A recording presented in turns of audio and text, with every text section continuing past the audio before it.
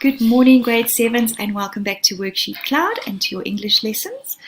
It's a bit nippy here in Johannesburg. I'm not sure where you are in the country, but I did persuade my husband to make a fire for me in the background.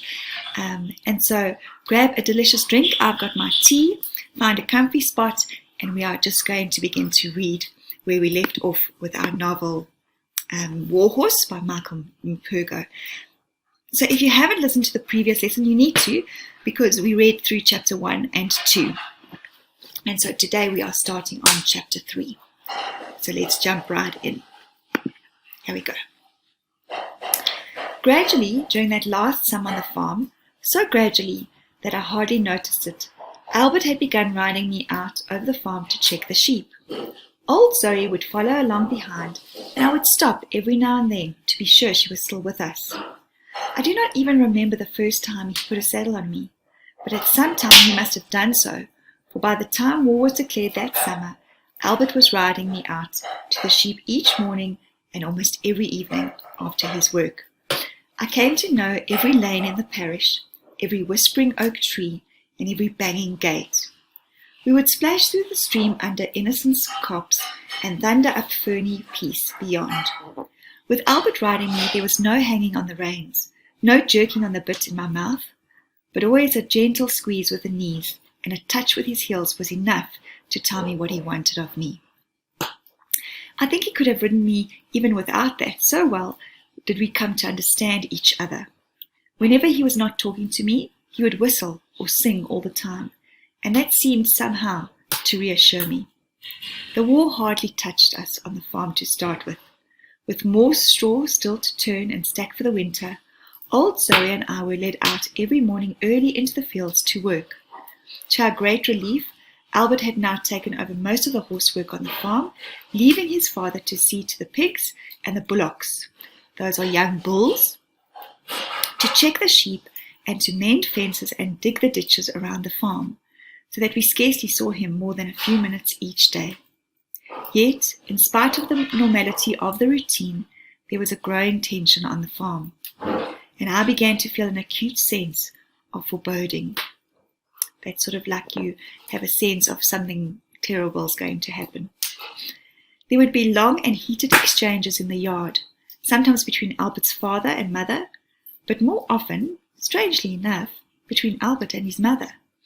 "You mustn't blame him, Albert," she said one morning, turning on him angrily outside the stable door. "He did it all for you, you know." I'm going to sneeze. Excuse me.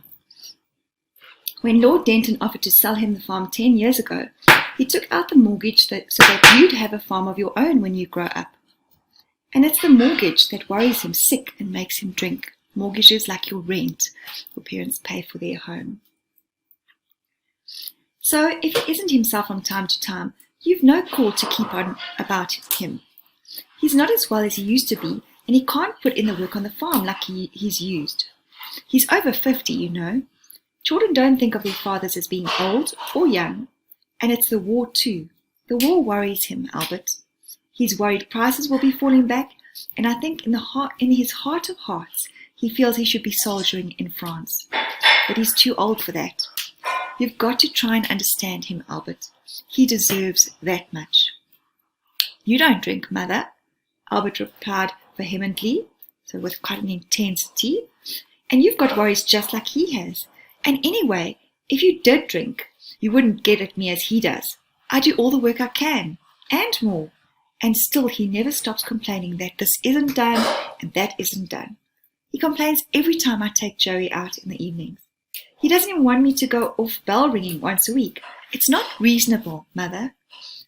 "I know that, Albert," his mother said more gently now, taking his hand in both of hers. "But you must try to see the good in him. He's a good man, he really is. You remember him that way too, don't you?" "Yes, Mother, I remember him like that," Albert acknowledged. "But only if he wouldn't keep on about Joey as he does. After all, Joey works for his living now, and he has to take time off to enjoy himself, just as I do." "Of course, dear," she said, taking his elbow and walking him up towards the farmhouse. But you know how he feels about Joey, don't you? He bought him in a fit of pique and has regretted it ever since. That's anger, so he bought him in a fit of anger. As he says, we really only need one horse for the farm work, and that horse of yours eats money. That's what worries him. Farmers and horses, it's always the same. My father was like it too, but he'll come around if you're kind with him. I know he will. But Albert and his father scarcely spoke to each other any more these days, and Albert's mother was used more and more by both as a go-between, as a negotiator. It was on a Wednesday morning with the war, but a few weeks old, that Albert's mother was again arbitrating between them in the yard outside. So she's the one that's the go-between, the intermediate. So that's what arbitrating means, to be in the middle and to try and solve something. As usual, Albert's father had come home drunk from the market the night before. He said he had forgotten to take the saddleback ball they had borrowed to serve the sows and gilts. Gilts are young female pigs, which I also learned now. He had told Albert to do it, but Albert had objected strongly, and an argument was brewing. My apologies. Albert's father said that he had business to attend to, and Albert maintained he had the stables to clean out. Won't take you but half an hour, dear, to drive the ball back down the valley to Furston, Albert's mother said swiftly, trying to soften the inevitable. So what was going to happen was probably a fight. All right then, Albert conceded, as he always did when his mother intervened, for he hated to upset her. I'll do it for you, mother, but only on condition I can take Joey out this evening. I want to hunt him this winter, and I have to get him fit. Albert's father stayed silent and thin-lipped, and I noticed then that he was looking straight at me. Albert turned, patted me gently on the nose, picked up a stick from the pile of lightings up against the woodshed, and made his way down towards the piggery. A few minutes later, I saw him driving the great black and white ball out down the farm track towards the lane. I called after him, but he did not turn around. Now, if Albert's father came into the stable at all, it was always to lead out old Zoe. He left me alone these days. He would throw a saddle onto Zoe out in the yard and ride out onto the hills above the farmhouse to check the sheep. So it was nothing special when he came into the stable that morning and led Zoe out. But when he came back into the stable afterwards and began to sweet-talk me and held out a bucket of sweet-smelling oats, I was immediately suspicious. But the oats and my inquisitiveness overcame my better judgment, and he was able to slip a halter over my head before I could pull away. His voice, however, was unusually gentle and kind as he tightened the halter and reached out slowly to stroke my neck. "You'll be all right, old son," he said softly. "You'll be all right. They'll look after you. Promise they would. And I need the money, Joey. I need the money bad." So that's chapter 3. Let's move on to chapter 4. Tying a long rope to the halter, he walked me out of the stable. I went with him because Zoe was out there looking back over her shoulder at me, and I was always happy to go anywhere and with anyone as long as she was with me. All the while I noticed that Albert's father was speaking in a hushed voice and looking around him like a thief. That's a simile. Good. He must have known that I would follow old Zoe, for he roped me up to her saddle and led us both quietly out the yard, down the track, and over the bridge. Once in the lane, he mounted Zoe swiftly, and we trotted up the hill and into the village. He never spoke a word to either of us. I knew the road well enough, of course, for I had been there often enough with Albert, and indeed I loved going there because there were always other horses to meet and people to see. It was in the village only a short time before that I had met my first motor car outside the post office, and I'd stiffened with fear as it rattled past. But I had stood steady, and I remember that Albert had made a great fuss of me after that. But now, as we neared the village, I could see that several motor cars were parked up around the green, and there was a greater gathering of men and horses than I had ever seen. Excited as I was, I remember that a sense of deep apprehension came over me as we trotted up into the village. So he's a little bit concerned at this stage, and rightly so. There were men in khaki uniform everywhere, and then as Albert's father dismounted and led us up past the church towards the green, a military band struck up a rousing, pounding march. The pulse of the great bass drum beat out through the village, and there were children everywhere, some marching up and down with broomsticks over their shoulders, and some leaning out of windows, waving flags. As we approached the flagpole in the centre of the green, where the Union Jack hung limp in the sun against the white pole, an officer pushed through the crowd towards us. I just want to pause there quickly for a minute. Right. There we go. He was tall and elegant in the jumpers and Sam Brown belt, with a silver sword at his side. He shook Albert's father by the hand. "I told you I'd come, Captain Nicholas, sir," said Albert's father. "It's because I need the money, you understand. Wouldn't part with a horse like this, less I had to." "Well, farmer," said the officer, nodding his appreciation as he looked over at me, "I thought you'd be exaggerating when we talked in the George last evening. Finest horse in the parish, you said, but then everyone says that. But this one is different, I can see that." And he smoothed my neck gently and scratched me behind my ears. Both his hand and his voice were kind, and I did not shrink away from him. "You're right, farmer. He'd make a fine mount for any regiment, and we'd be proud to have him. I wouldn't mind using him myself. No, I wouldn't mind at all. If he turns out to be all he looks, then he'd suit me well enough. Fine-looking animal, no question about it. £40 you'll pay me, Captain Nicholas, like you promised yesterday," Albert's father said in a voice that was unnaturally low, almost as if he did not want to be heard by anyone else. "I can't let him go for a penny less. Man's got to live." "That's what I promised you last evening, farmer," Captain Nicholas said, opening my mouth and examining my teeth. "He's a fine young horse, strong neck, sloping shoulder, straight fetlocks. Done much work, has he? Hunted him out yet, have you?" "My son rides him out every day," said Albert's father. "Goes like a racer, jumps like a hunter, he tells me."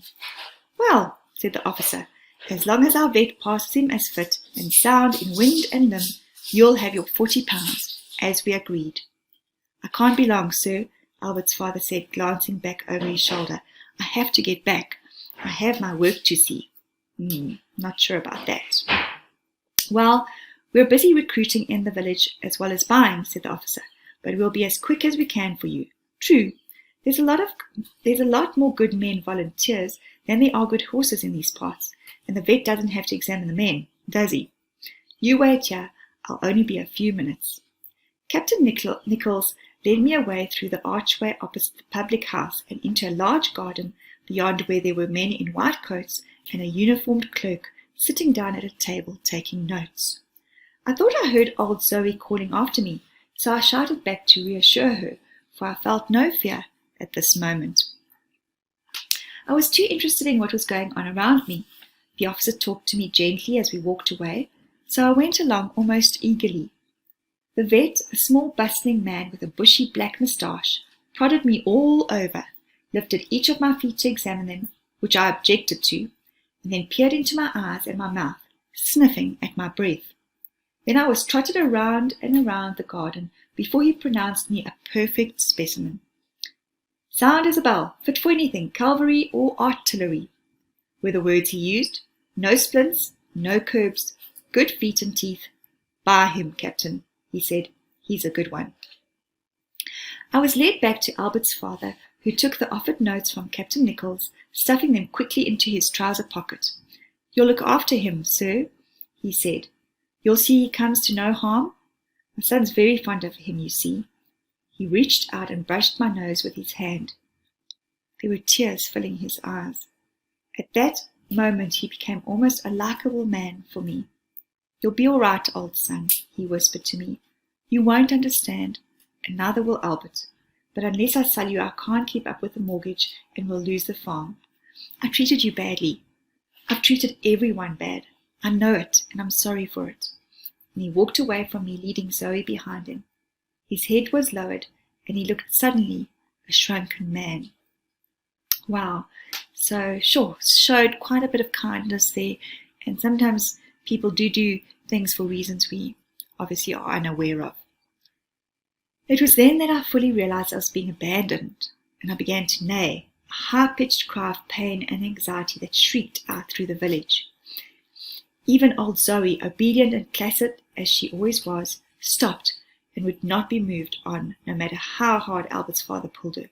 She turned, tossed up her head, and shouted her farewell. But her cries became weaker, and she was finally dragged away and out of my sight.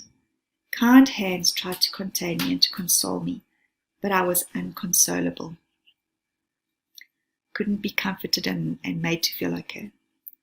I had just about given up all hope when I saw my Albert running up towards me through the crowd, his face red with exertion, so from exercise. The band had stopped playing and the entire village looked on as he came up to me and put his arms around my neck. He's sold him, hasn't he? He said quietly, looking up at Captain Nichols, who was holding me. Joey is my horse. He's my horse and he will always be, no matter who buys him. I can't stop my father from selling him, but if Joey goes with you, I go. I want to join up and stay with him. You've the right spirit for a soldier, young man, said the officer, taking off his peaked cap and wiping his brow with the back of his hand. He had black curly hair and a kind, open look on his face. You've the right spirit, but you haven't the years. You're too young, and you know it.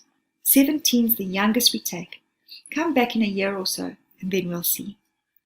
I look 17, Albert said, almost pleading. I'm bigger than most 17-year-olds, but even as he spoke, he could see he was getting nowhere. You won't take me then, sir, not even as a stable boy? I'll do anything. What's your name, young man? Captain Nichols asked. Narracott, sir. Albert Narracott. Well, Mr. Narracott, I'm sorry I can't help you. The officer shook his head and replaced his cap. I'm sorry, young man. Regulations. But don't you worry about your Joey. I shall take good care of him until you're ready to join us. You've done a fine job on him. You should be proud of him. He's a fine horse. But your father needed the money for the farm, and a farm won't run without money. You must know that. I like your spirit. So when you're old enough, you must come and join us. We shall need men like you, and it will be a long war, I fear, longer than people think. Mention my name. I'm Captain Nichols, and I'd be proud to have you with us. There's no way then? Albert asked. There's nothing I can do? Nothing, said Captain Nichols. Your horse belongs to the army now, and you're too young to join up. Don't worry, we'll look after him. I'll take personal care of him, and that's a promise. Albert wriggled my nose for me as he often did, and stroked my ears. He was trying to smile, but could not. I'll find you again, you old silly, he said quietly. Wherever you are, I'll find you, Joey. Take good care of him, please, sir, till I find him again. There's not another horse like him, not in the whole world. You'll find that out. Say you promise? I promise, said Captain Nichols. I'll do everything I can. And Albert turned and went away through the crowd until I could see him no more. Sure, so quite a sad chapter. We're going to move on to chapter 5. In the few short weeks before I went off to war, I was to be changed from a working farm horse into a cavalry mount. It was no easy transformation, for I resented deeply the tight disciplines of the riding school and the hard, hot hours out on manoeuvres on the plain. Back at home with Albert, I had revelled in the long rides along the lanes and over the fields, and the heat and the flies had not seemed to matter. I had loved the aching days of ploughing and harrowing along Zoe, but that was because there had been a bond between us of trust and devotion. Now there were endless, tedious hours circling the school. Gone was a gentle snaffle bit that I was so used to, and in its place was an uncomfortable, cumbersome Weymouth that snagged the corners of my mouth and infuriated me beyond belief. But it was my rider that I disliked more than anything in my new life. Corporal Samuel Perkins was a hard, gritty little man, an ex-jockey whose only pleasure in life seemed to be the power he could exert over a horse. He was universally feared by all troopers and horses alike. Even the officers, I felt, went in trepidation of him. Yes, for he knew it seemed all there was to know about horses, and they had the experience of a lifetime behind him, and he rode hard and heavy-handed. With him the whip and the spurs were not just for show. He would never beat me or lose his temper with me. Indeed, sometimes when he was grooming me, I think maybe he quite liked me, and I certainly felt for him a degree of respect, but this was based on fear and not love. In my anger and unhappiness, I tried several times to throw him off, but never succeeded. His knees had a grip of iron, and he seemed instinctively to know what I was about to do. My only consolation in those early days of training were the visits of Captain Nichols every evening to the stables. He alone seemed to have the time to come and talk to me, as Albert had done before. Sitting on an upturned bucket in the corner of my stable, a sketchbook on his knees, he would draw me as he talked. "I've done a few sketches of you now," he said one evening, "and when I finish this one, I'll be ready to paint a picture of you. It won't be Stubbs, it'll be better than Stubbs, because Stubbs never had a horse as beautiful as you to paint. I can't take it with me to France. No point is there. So I'm going to send it off to your friend Albert, just so that he knows that I meant what I said when I promised I would look after you." He kept looking up and down at me as he worked, and I longed to tell him how much I wished he could take over my training himself, and how hard the corporal was, and how my sides hurt and my feet hurt. To be honest with you, Joey, I hope this war will be over before he's old enough to join us, because, you mark my words, it's going to be nasty, very nasty indeed. Back in the mess, they're all talking about how they'll set about Jerry, how the cavalry will smash through them and throw them clear back to Berlin before Christmas. It's just Jamie and me. We are the only ones that don't agree, Joey. We have our doubts. I can tell you that. We have our doubts. None of them in there seem to have heard of machine guns and artillery. I tell you, Joey, one machine gun operated right could wipe out an entire squadron of the best cavalry in the world, German or British. I mean, look what happened to the Light Brigade at Balaclava when they took on the Russian guns. None of them seem to remember that. And the French learned the lesson in the Franco-Prussian War. But you can't say anything to them, Joey.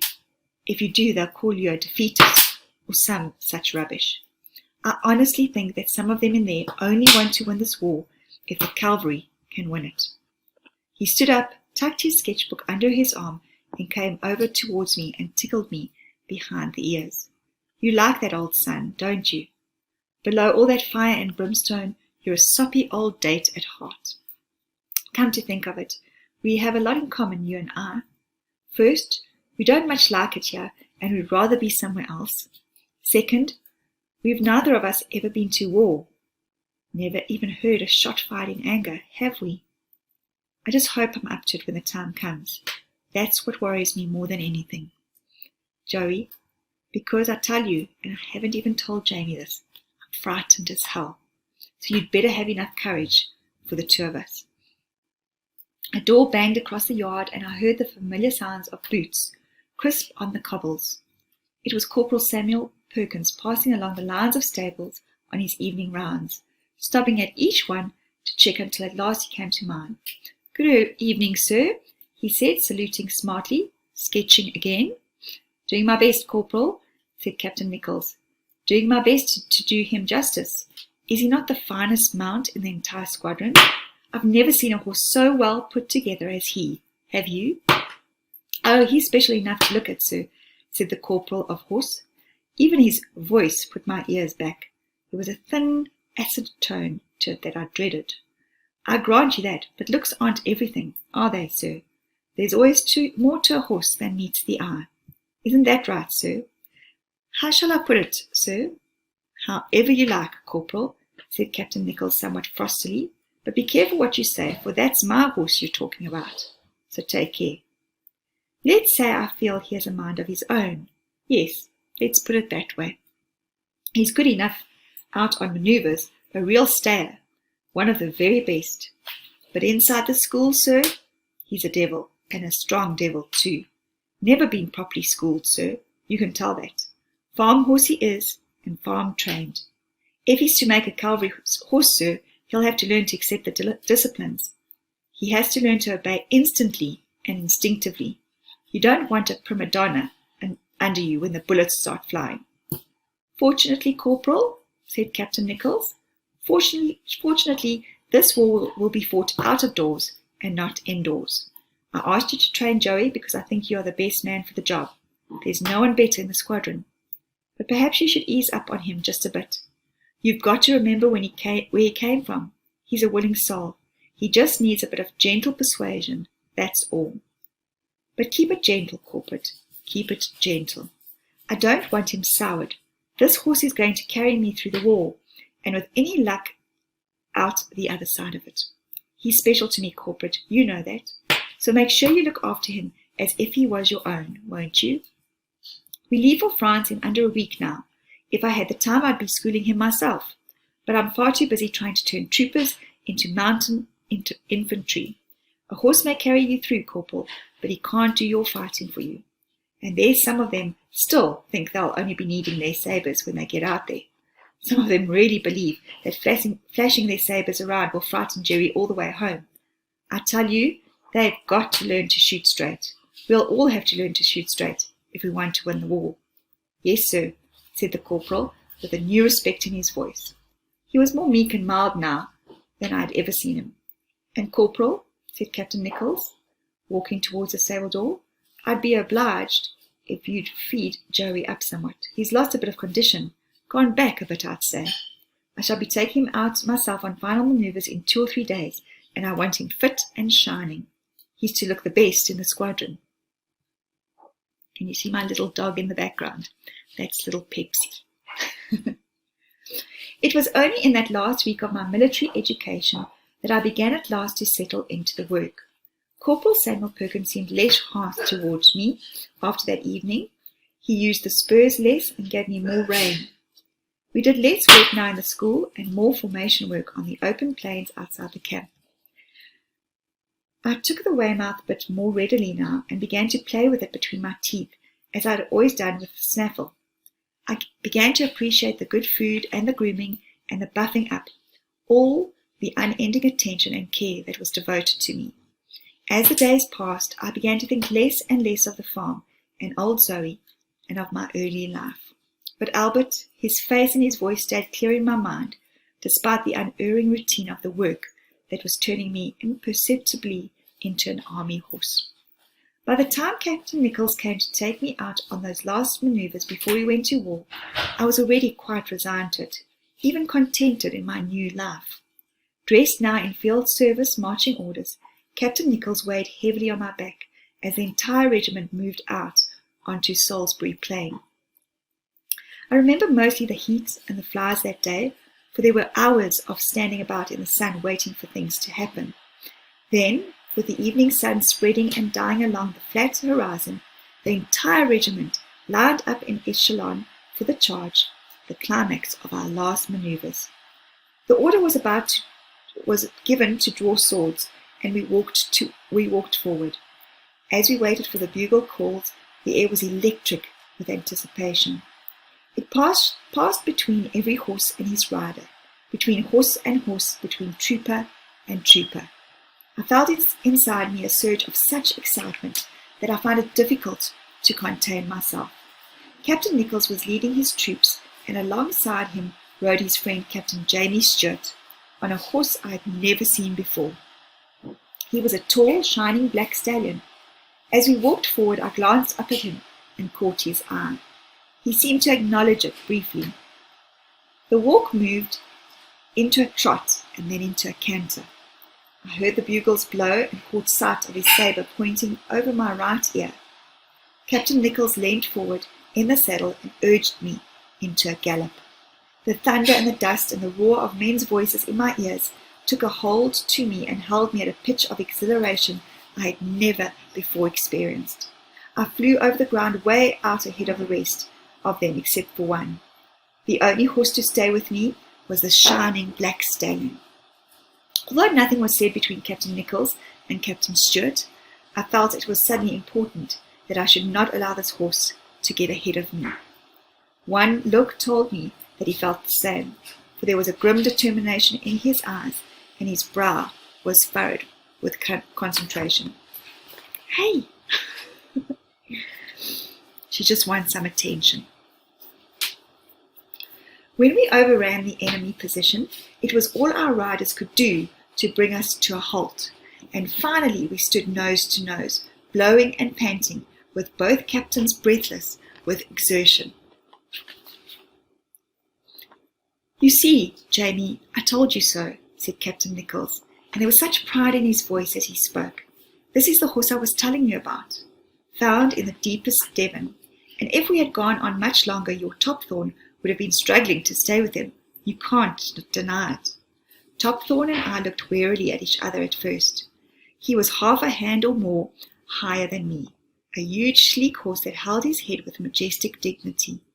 He was the first horse I had ever come across that I felt would challenge me for strength, but there was also a kindness in his eyes that held no threat for me.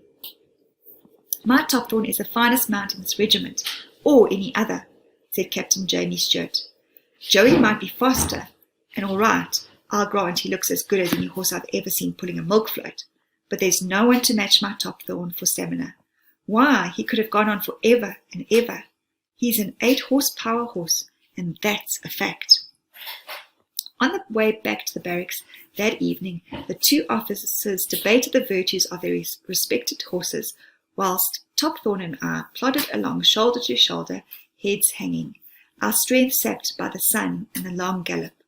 We were stabled side by side that night, and again on the boat the next day we found ourselves together in the bowels of the converted liner that was to carry us off to France and away to war. And so we've come to the end of that chapter.